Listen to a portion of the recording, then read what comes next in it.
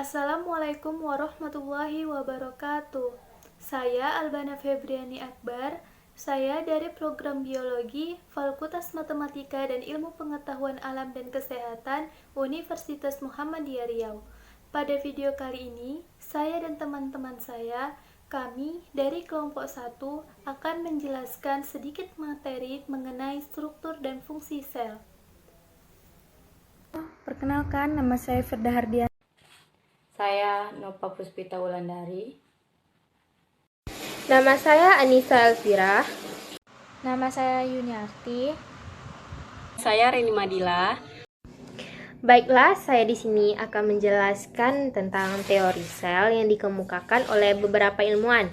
Yang pertama yaitu Robert Hooke, yaitu pada tahun 1665, yaitu sel sebagai ruang-ruang kecil yang dibatasi oleh dinding. Kemudian pada tahun 1858, Rudolf Virchow mengemukakan bahwa semua sel berasal dari sel sebelumnya yang sudah ada.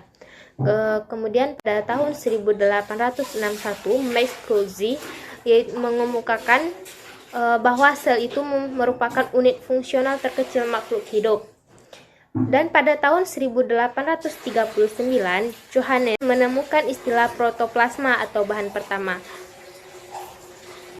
Pengertian sel adalah sel merupakan unit terkecil yang menjadi dasar kehidupan dalam arti biologis.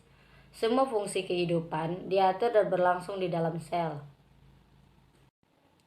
Sel ialah unit terkecil yang membentuk organisme struktural dan fungsional. Struktur sel. Struktur sel terbagi menjadi 3. Yang pertama ada inti sel.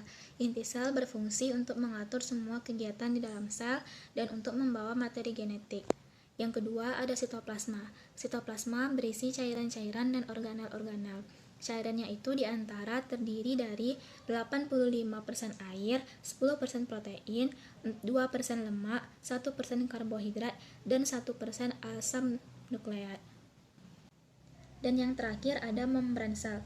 Membran sel merupakan bagian yang mengatur hubungan antara komponen di dalam dengan di luar sel.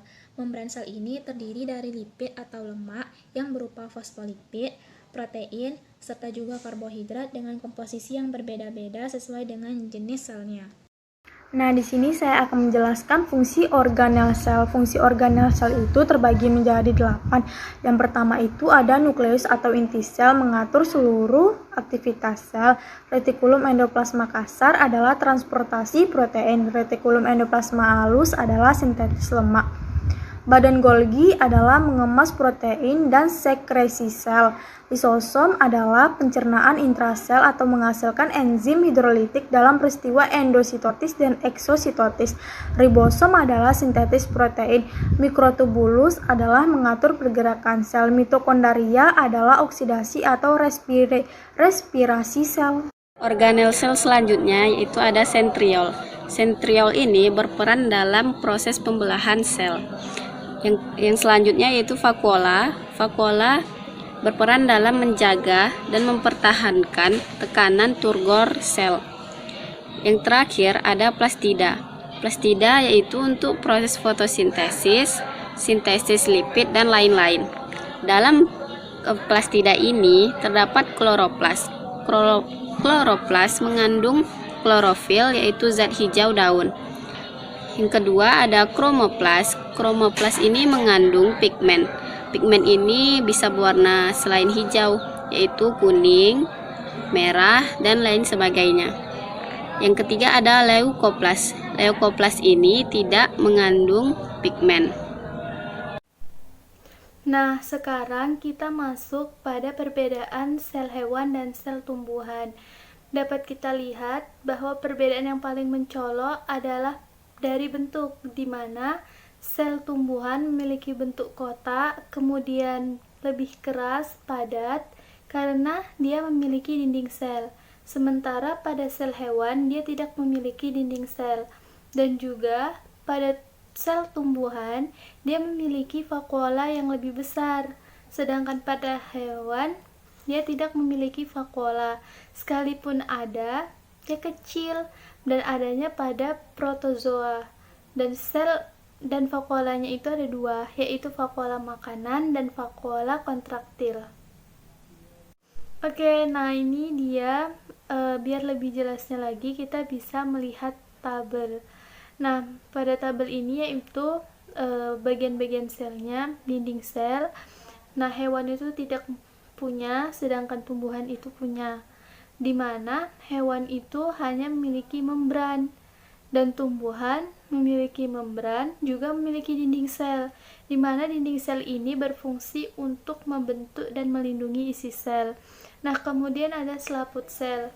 Hewan dan tumbuhan sama-sama punya, kemudian juga ada inti sel. Nah, mereka sama-sama punya. Nah, plastida atau kloroplas ini hanya dimiliki oleh tumbuhan, yaitu sebagai tempat fotosintesis. Dan perbedaan lainnya kita bisa melihat sendiri di tabel. Oke, selanjutnya yaitu perbedaan sel prokariotik dan sel eukariotik. Nah, sel prokariotik itu apa sih? Pro itu artinya belum, karioteka artinya yaitu membran inti atau membran penutup pembungkus nukleus.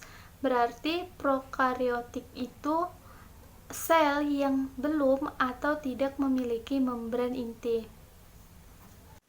Nah, yang termasuk dalam kelompok prokariotik ini yaitu bakteri dan cyanobacter. Nah, dua ini tuh termasuk ke dalam kingdom Monera. Jadi selain pada kingdom Monera, hewan, tumbuhan itu termasuk ke dalam sel eukariotik.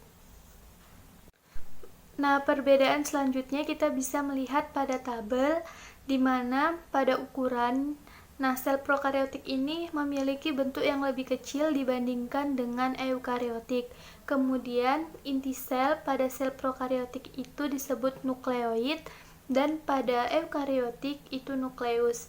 Kemudian penutup sel. Nah, prokariotik ini berupa kapsul, hewan tidak ada, dan pada tumbuhan itu dinding sel. Dan perbedaan selanjutnya kita bisa melihat sendiri pada tabel. Sekian video penjelasan materi sel dari kelompok 1. Saya mewakili teman-teman meminta maaf apabila ada kesalahan ataupun kekurangan, dan terima kasih atas perhatiannya. Wassalamualaikum warahmatullahi wabarakatuh.